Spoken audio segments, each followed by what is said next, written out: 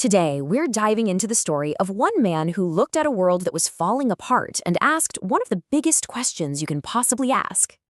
I mean, really think about that. It's a huge question, right? It's one we're still wrestling with.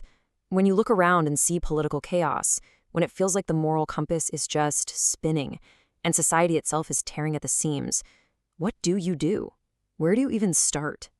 Well, the guy who decided to take this on wasn't a king, he wasn't a general, he wasn't some prophet claiming to talk to the gods. No, he was something way more grounded. He was a scholar, a teacher, and a pretty minor government official who had this radical idea for how to put the world back together. That man was named Confucius, but you probably know him as Confucius. And his answer wasn't about armies or miracles. He believed the solution was, well, us, people. But to really get his blueprint for humanity, we've got to go back in time. We have to see the world he lived in, the absolute chaos he was so desperate to fix. So, to understand the man, you have to understand the mess he was born into. This was not the unified China we think of today. No way. The China of Confucius's time was this fractured patchwork of over 100 different states, all at each other's throats. The king was just a figurehead with no real power. The real power belonged to local lords who basically acted like petty tyrants. I mean, just imagine constant, brutal wars, political backstabbing, assassinations, a time when it felt like all the rules that held society together had just completely dissolved. And right in the middle of all this chaos, one man steps up and says, "I think I have a plan." Now, Confucius wasn't born with a silver spoon. His dad was a military man who died when he was only 3, leaving his mom to raise him in poverty. He was part of this lower-tier nobility, but through sheer brainpower and ambition, he just devoured the classics, worked his way up, and eventually landed the job of Minister of Crime in his home state of Lu. So now he's got the job. He finally has a chance to put his theories into practice. And he wasn't just interested in locking up bad guys. He wanted to fix the root of the problem, the thing that was causing all the chaos. And his plan? Well, it was incredibly bold. See, he looked around, and he realized the real problem was 3 super powerful families who had basically stolen all the power from the rightful ruler, the duke. These families even had their own private fortresses, these huge symbols of their illegitimate power. So Confucius's plan was simple and kind of brilliant: get them to tear down their own walls, give the power back to the duke, and restore a stable, legitimate government. And you know what? It almost worked. 2 of the 3 families actually agreed to it. But the third one? They resisted. The duke sent an army to force them, and the army lost. Just like that, Confucius had gone too far. He'd made some very powerful enemies, and his political career was about to hit a brick wall. At 54 years old, he left home, basically forcing himself into exile. For the next 13 years, he just wandered from state to state, pitching his ideas, trying to find a single ruler who would listen. Nobody did. His political career was dead. But it's right there in that failure that his true legacy was born. Because if he couldn't change the world through politics, he'd do it through teaching. He turned his personal failure into a world-changing philosophy. His new plan? If he couldn't fix society from the top down, he would build a system to fix it from the inside out, starting with every single person. Okay, so the foundation of his whole system is this idea called Li. And this isn't just about boring old ceremonies.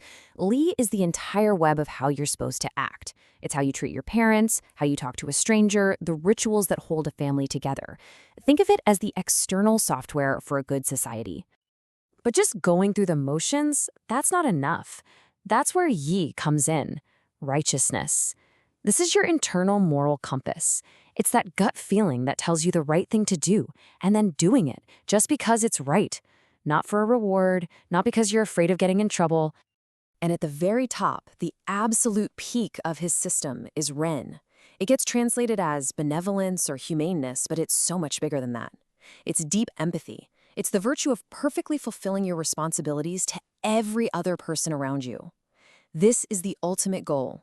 When your outer actions, Li, and your inner morals, Yi, become one seamless thing. So if you want to boil this entire incredible system down to one simple, practical guide for how to live your life, this is it. You've probably heard it before. It's often called the silver rule. It's so simple, but it's unbelievably powerful. And it's the absolute core of his vision for a better world, one built not on laws and punishments, but on empathy and respect. Now, an idea that powerful doesn't just vanish when its creator dies. After Confucius was gone, his philosophy started this incredible journey through history, with some pretty dramatic twists and turns.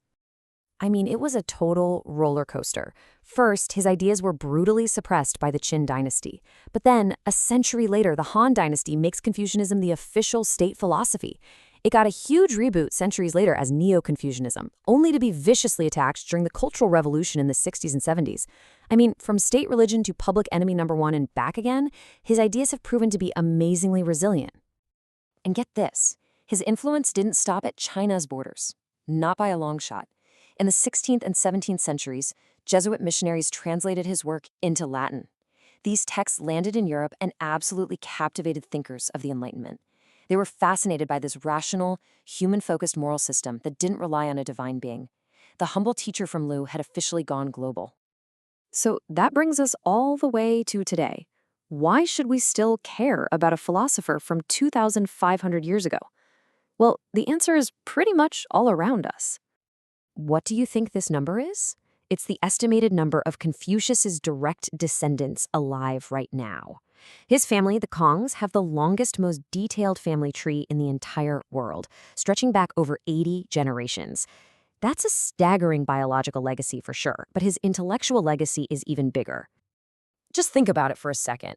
That deep importance placed on family and honoring your parents, the profound respect for elders and teachers, the core belief that you can always improve yourself through learning and self-discipline.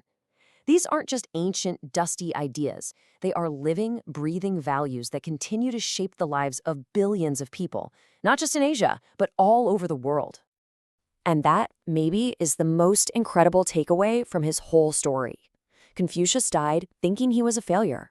He never got to see his grand political plans come to life.